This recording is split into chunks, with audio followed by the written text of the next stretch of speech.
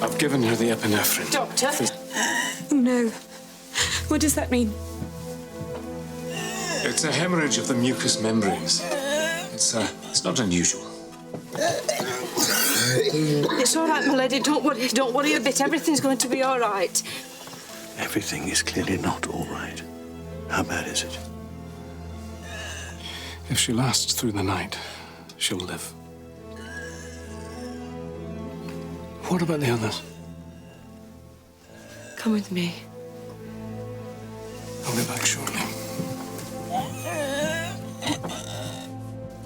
I've given some medicine to Mrs. Hughes. She'll bring it up later. I gather her ladyship is not improving. Well, we'll know more tomorrow. And Miss Swire? Not too bad, I think. I'll go to her when I've seen the rest of the servants. Lieutenant Courtney, well done. You're making good progress. Thanks to my saviours, sir. So you'll be pleased to hear that we're all agreed that it's time for you to continue your treatment elsewhere. What? At Farley Hall. You're not ill anymore. All you need is time to adjust to your condition, and the staff at Farley can help with that. But, sir, these two are helping me here. Nurse Crawley and Corporal Barrow are not trained in specialist care. Please, don't send me away. Not yet. So surely we... Lieutenant, you must know that every one of our beds is needed for the injured and dying from ARS.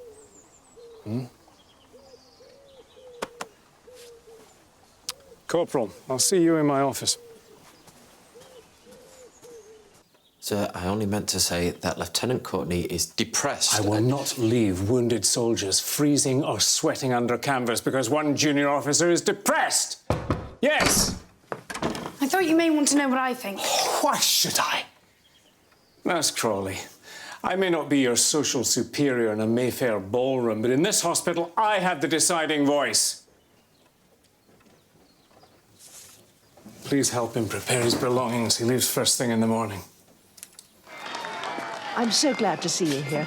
Couldn't miss Carson's wedding. I felt uncomfortable about the way I spoke to you the other day. Oh, you said what you thought. But I don't think I did, not truly. I was exasperated by Lady Grantham, and you got in the way. Well, don't be too quick to condemn yourself. I'm not sure you were wrong. Maybe I haven't focused on what's best for the village. What's this? Dr. Clarkson is reviewing his position. I hope this is wishful thinking on Mrs. Crawley's part. To be honest, I don't know. But if something's that important, it's worth considering more than once. Really? Well, in my experience, second thoughts are vastly overrated. But we mustn't be too blinkered, surely. It's not just Mrs. Crawley and Lady Grantham. Your old friend, Lord Merton, is in favour of reform. A peer in favour of reform is like a turkey in favour of Christmas. Now what? I want to test the latest sample of her urine. Oh, for heaven's sake. Just give the order to the nurse, please, Sir Philip.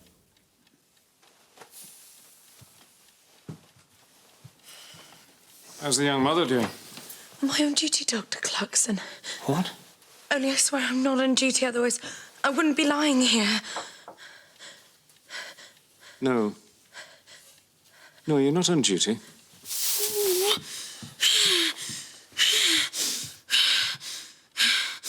It's my belief that Lady Sybil is at risk of eclampsia. What is that? A rare condition from which she is not suffering. Tell him why you think she may be. Her baby is small. She's confused, and there's far too much albumin, that is, protein, in her urine. Dr. Clarkson, please. We've forgotten my mother is present. Peace. A woman of my age can face reality far better than most men. Look, the fact remains, if I am right, we must act at once. And do what? Get her down to the hospital and deliver the child by caesarean section. But is that safe? It is the opposite of safe. It would expose mother and child to untold danger. She could pick up any kind of infection in a public hospital. An immediate delivery is the only chance of avoiding the fits that are brought on by the trauma of natural birth. It may not work, but... Honesty at last. Even if she were at risk from eclampsia, which she is not. A caesarean is a gamble which might kill either or both of them. I think we must support Sir Philip in this. But it's not our decision. What does Tom say? Tom has not hired Sir Philip. He is not master here. And I will not put Sybil at risk on a whim, if you are sure, Sir Philip. I am quite certain. You're being ridiculous. Obviously, we have to talk to Tom. Oh, don't look at me. Cora is right. The decision lies with the chauffeur.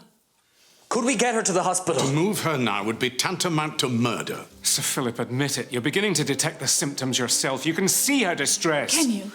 Yes, Lady Sybil is in distress. She's about to give birth. Lord Grantham, Mr. Branson, time is running out. We should be at the hospital by now. If we'd acted at once, the baby would be born. But if she has the operation now, do you swear you can save her? Well, I cannot swear it, no.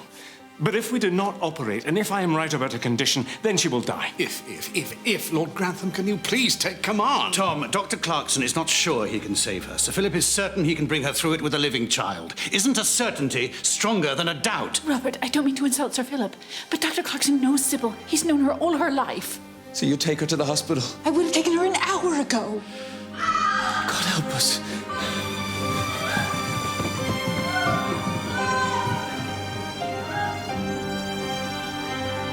May I ask, to what do I owe the pleasure of this visit?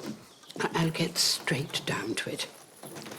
You know how Lord Merton likes to display his interest in all things medical. At least he likes to, when in the company of Mrs. Crawley. Your confidence is a compliment. I confide in you, Dr. Clarkson, because I must. Only you can help. Well, that is more flattering still. It's the family's fault, really. We've trained her in our ways, and the earnest intellectual bonne bourgeoise has been replaced by a rather less definable figure. Are you saying that you liked her better when she was more middle class? No, I wouldn't go that far. But you understood her better? Precisely. Now I do not know who she is. I do not know what it is she wants. Well, there are many who wouldn't be much puzzled by the desire to marry a lord and live in a palace. Can I ask you a personal question? I've lived through great wars and my share of grief. I think I can manage an impertinent question from a doctor. Do you perhaps resent the idea of a change of position for Mrs. Crawley? And so I do not quite grasp your question. It bewilders me. But I will say this. Do you wish to see her live a life devoid of industry and moral worth? I do not. And when the glitter is tarnished, you know what then? A hollow existence in a large and draughty house with a man who bores her to death. It's a terrible prospect. So our duty is clear. Oh, but what do I owe this treat? Lady Grantham, you've already changed for dinner. We'll come back tomorrow. No, my curiosity would not brook such a delay. Did Spratt give you the paper knife? Yes. Then it's quite clear that Peg did not steal it. Or are you going to argue now that he sneaked it back in here when he realised what kind of trouble he was in? Well, it's a thought. But a despicable one. What can I say to persuade you out of your injustice and stubbornness? Can't you see the damage you do? Now, hold your horses, Mrs. Crawley. Lady Grantham has a right of reply. Oh, thank you, Dr. Clarkson. Now, if you will put up your cudgels for a moment. Oh, Spratt, has the young gardener Peg brought in the vegetables yet? What? He's in the kitchen now, my lady. Yeah, please ask him to step in here. Into the drawing room, your ladyship? Or ask him to remove his boots if that will soothe your nerves. I don't understand. No, if you wish to understand things, you must come out from behind your prejudice and listen.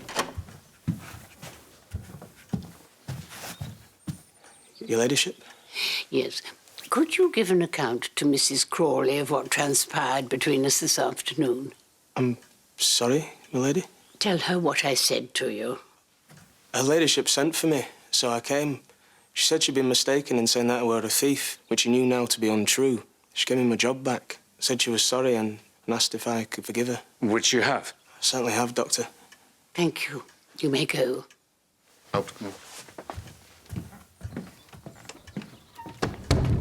Well? Well? I'd say that was game, set and match to Lady Grantham. I make no apology.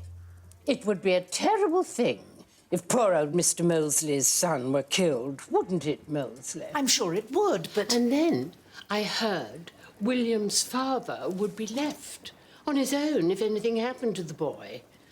And what would become of Clarkson if the last of his staff were to go? That's not the point. Do you want Molesley to die? Of course I don't. Well... I don't want my own son to die either, but this is a war, and we must be in it together. High and low, rich and poor. There can be no special cases, because every man at the front is a special case to someone. Mrs. Crawley is right. I understand your motives, Lady Grantham, and I do not criticise them. Thank you. But I shall write to the Ministry at once, correcting the misinformation.